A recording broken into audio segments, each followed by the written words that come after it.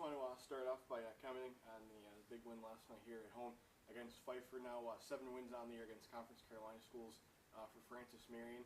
And Pfeiffer team that had been playing pretty good as of late. They had kind of a tough start to the year, but had won 8 of their last 11 coming in to play last night. So just talk about the overall team win against them last night. Yeah, historically, Pfeiffer's got a really good team, and Dusty Blake does a real good job with their program.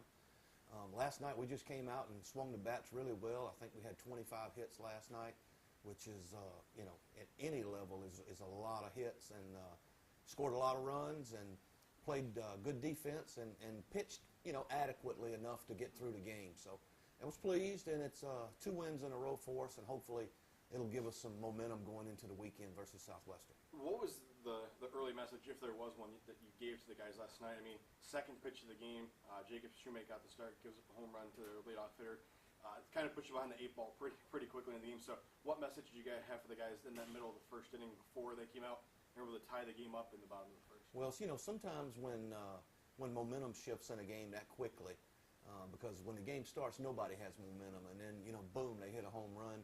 They got the momentum, and they're feeling real good about themselves. And, you know, our guys came back and answered with a run in the bottom of the first and kind of settled the game back down. And, you know, it doesn't really bother you when you give up a run that early in the game because there's so much time left to score.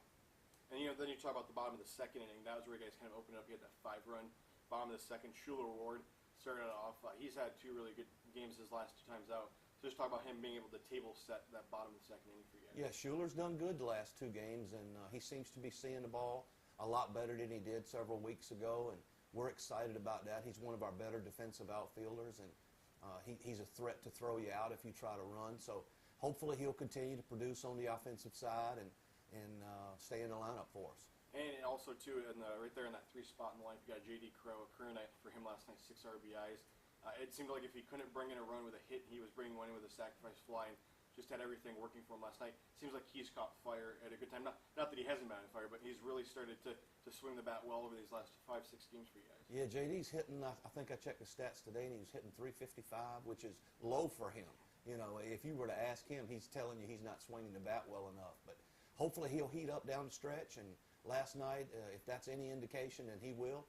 And he seems to be seeing the ball a lot better than he did a couple weeks ago, and we need him to catch fire as we do everybody on the offensive side. Then you talked a little bit about the pitching last night, and Daniel Barfield, another 1-2-3 inning for him. And for the left-handers, he seems like he's been a guy for you as of late who's been able to come out of the bullpen and throw strikes for you guys. Yeah, Danny's had 2 or 3 really good outings in a row, and we're going to need to continue to have that out of him. And, you know, Danny's very versatile. He can throw 1 inning. He can throw one hitter. He could also be a spot starter for us, so we can just about use him however we want to. Looking forward to this weekend. Senior Day, obviously, on Saturday, and then a game on Sunday against Georgia Southwestern. First time this season in conference you guys have had the doubleheader on Saturday, and then the one game on Sunday, not playing all 3 days over the weekend. Just talk about trying to balance the Senior Day on Saturday, a huge series for you guys, 12 seniors on the team this year. So just talk about having to balance the Senior Day and the emotions and coming out and needing, you know, wins in that series. Well, I think for those guys it'll be an emotional day, and for the coaching staff it will be as well. But I think once the ceremony itself is over with, I think the guys will get back to the task at hand, and that's playing well against Southwestern this weekend. We all know what's at stake. Our guys know that we need to play good baseball and need to do everything we can to win this series. So after this weekend, next week, just one more non-conference game as you guys host North Greenville. You've already played them once on the road this year, and then you wrap up the regular season on the road against Flagler. Just talk about this, you know, home stretch that you guys are in, you know, right down to the end, and you know, trying to still get some playing time and for guys, you know, against that game with North Greenville here at home next week. Yeah, you know, we got 7 regular season games left, and 6 of them are Peach Belt games that, you know, we probably need to have a winning record in those 6 games to have a chance to be in the tournament.